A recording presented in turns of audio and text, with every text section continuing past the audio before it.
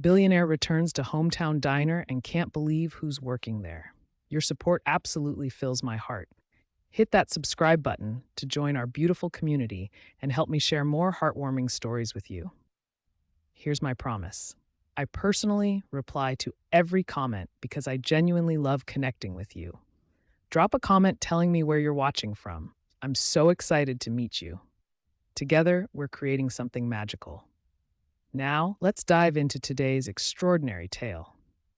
The city's neon arteries pulsed against the darkness, each light a heartbeat in Manhattan's sleepless chest. 40 stories above the thrumming streets, Gideon Caldwell pressed his palm against the floor-to-ceiling windows of his penthouse office, watching his reflection merge with the glittering sprawl below. The glass was cold beneath his touch, a stark contrast to the warmth that should have flooded through him after closing a billion-dollar acquisition. Instead, an inexplicable void gnawed at his ribs. The soft whisper of expensive leather against marble announced Bryn's arrival. His assistant moved with the practiced efficiency of someone accustomed to managing empires, a stack of documents cradled against her charcoal blazer. "Mr. Caldwell, your flight to Tennessee is ready. Shall I prepare the jet?" Gideon's breath fogged the window as he remained motionless, studying the way the city lights fractured through his reflection. When he finally spoke, his voice carried an unfamiliar weight that seemed to surprise even him. "Cancel the flight. I'm staying a bit longer." Bryn's perfectly sculpted eyebrow arched with the subtle concern of someone who had witnessed her employer's meteoric rise but never seen him waver. "Sir, the meeting in Tennessee is critical. I'll handle it from here. Change of plans." The words tasted foreign on his tongue, laden with a gravity he couldn't name. 20 minutes later, the familiar purr of his Bentley's engine filled the silence as Elton navigated through Manhattan's labyrinthine streets. But instead of heading toward another boardroom conquest, Gideon found himself sinking deeper into leather upholstery, his mind drifting toward ghosts he'd spent a decade burying. Nashville. The name alone sent tremors through his carefully constructed armor. The journey south blurred past in a haze of highway lights and half-formed memories. When they finally rolled through Nashville's familiar arteries, Gideon's chest tightened with each passing landmark. There was the Carnegie Library, where he'd devoured business magazines with covers worn soft by countless eager hands, dreaming of boardrooms and billion-dollar deals while sitting on secondhand furniture. The corner of Fifth and Broadway, where he'd hawked newspapers with ink-stained fingers, counting quarters like precious gems. And then, like a punch to his solar plexus, Mag approaching his table. "What can I get you, sir?" The voice hit him like lightning, striking twice in the same place. Gideon's head snapped up, and the world tilted on its axis. Dark brown hair escaped from a messy bun in rebellious tendrils that framed a face he'd carried in his memory for over a decade. The simple uniform couldn't disguise the elegant line of her neck or the way she held herself with unconscious grace.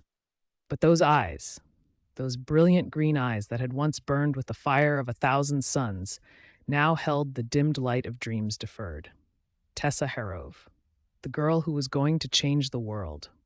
"Steak and coffee," he managed, his voice betraying the earthquake happening beneath his ribs.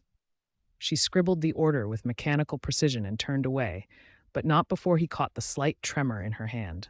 As she moved between tables, Gideon's gaze followed the familiar rhythm of her movements, noting how her shoulders carried invisible weight, how her smile never quite reached those emerald depths. When she returned with his meal, Gideon abandoned all pretense of casual dining. "Tessa?" She froze mid-motion, the coffee cup hovering inches from the table. Her eyes searched his face with the wariness of someone who'd learned not to trust in fairy tales. "How do you know my name?" Gideon leaned forward, his heart hammering against his ribs like a caged bird. "Westwood High, class of 2012. Recognition dawned slowly, painting her features with a mixture of shock and something deeper, more complicated. The coffee cup rattled against its saucer as she set it down with trembling fingers. "Gideon," she whispered, his name barely more than a breath. "Gideon Caldwell." He smiled, but it wasn't the confident expression that graced magazine covers and intimidated boardrooms. This was the smile of a 17-year-old boy who'd been half in love with the smartest girl in school. the one and only. Tessa blinked rapidly, her gaze shifting from shock to something more complicated, a mixture of pride and pain that made his chest ache. "You're the Gideon Caldwell, the billionaire." He nodded, but the triumph he should have felt was absent, replaced by an unexpected hollowness. "I never thought I'd see you again," Tessa said, her voice tinged with wonder and disbelief. "You made it out. I always knew you would." Gideon's expression softened as he studied the woman before him, so familiar yet heartbreakingly changed. "I didn't expect you to be here." She shrugged, and her smile was a broken thing, all sharp edges and hollow spaces. "Well, some of us don't get second chances, do we?" They talked as the diner emptied around them, their conversation weaving through the years like thread through a tapestry. But as the night wore on, Gideon sensed the walls rising behind Tessa's eyes, the way she retreated into careful pleasantries whenever the conversation veered too close to her heart. Finally, he couldn't bear the careful dance anymore. "Tessa, what happened to you? You were going to change the world." She hesitated, her fingers worrying the hem of her apron. When she finally spoke, her voice carried the weight of 1,000 small tragedies. "My father passed away when I was in my second year at Harvard. After that, things fell apart. My mother got sick, and I had to drop out to take care of her. My little brother was still in school, and I had to provide for them. So I took any job I could find, and now I'm here working at Maggie's diner." The words hit Gideon like physical blows. The girl who'd been valedictorian, who'd debated circles around their teachers, who'd been accepted to Harvard with a full scholarship, that brilliant flame had been dimmed by circumstances beyond her control. "And you're still here," Gideon said quietly. "Yeah," Tessa said with a bitter laugh that cut through him. "Some dreams just aren't meant to come true." The next day found Gideon pacing his hotel suite like a caged panther, his mind churning with possibilities. He was a man accustomed to solving problems, to moving mountains with nothing more than determination and capital. But this felt different, personal in a way that made his usual tactics seem crude and insulting. He didn't want to throw money at Tessa's problems like some conquering hero. He wanted to give her something more precious, the chance to reclaim herself. 2 days later, Tessa discovered a black envelope tucked beneath her windshield wiper, elegant gold ink spelling out an invitation that made her hands shake. "Meet me at 9 a.m., Caldwell Enterprises." When she walked into Gideon's office the following morning, the view stole her breath. The city sprawled below them like a glittering kingdom, all possibility and promise. Gideon rose from behind his massive desk, his expression tender in a way that made her heart flutter with dangerous hope. "Tessa," he said, his voice steady but kind, "I want to offer you a position at my company." Her heart skipped a beat. "A job?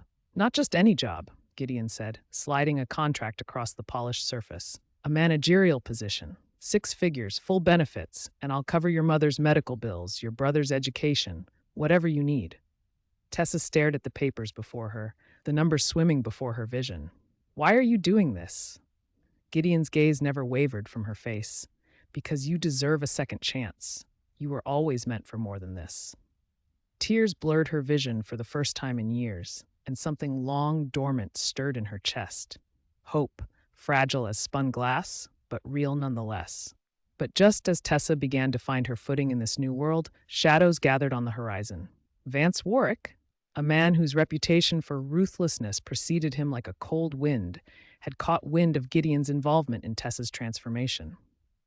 Warwick wasn't content to simply target Gideon's business empire. He wanted to strike at something more personal. The offer came wrapped in silk and poison, money, fame, power. Everything Tessa had ever dreamed of laid at her feet like offerings to a goddess.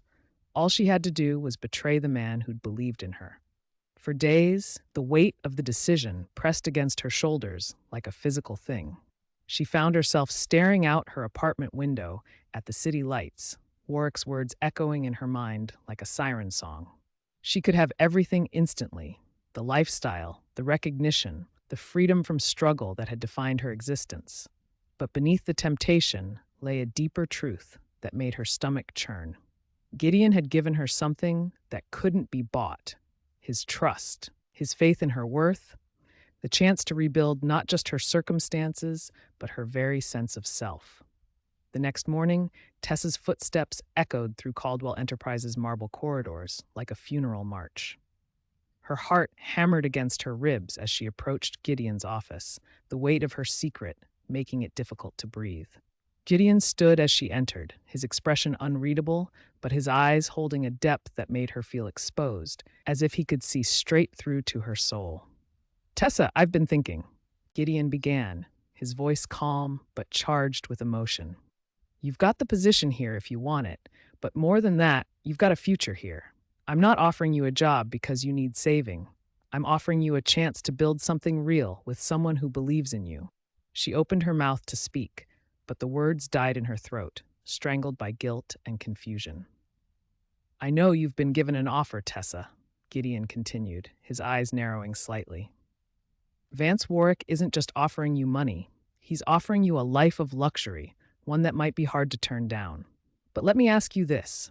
What does that life really cost?"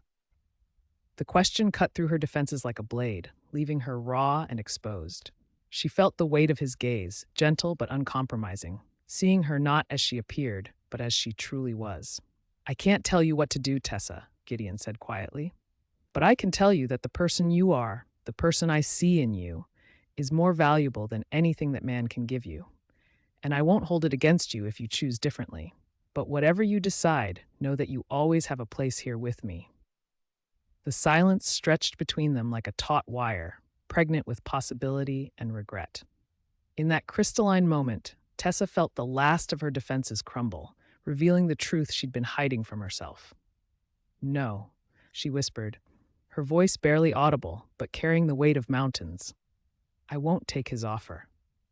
Gideon's eyes softened, a smile tugging at the corners of his mouth, like sunrise breaking over a storm-ravaged landscape. "You've made the right choice." As Tessa settled into the chair across from Gideon's desk, she felt something shift inside her chest, a loosening of chains she'd worn for so long they'd become invisible.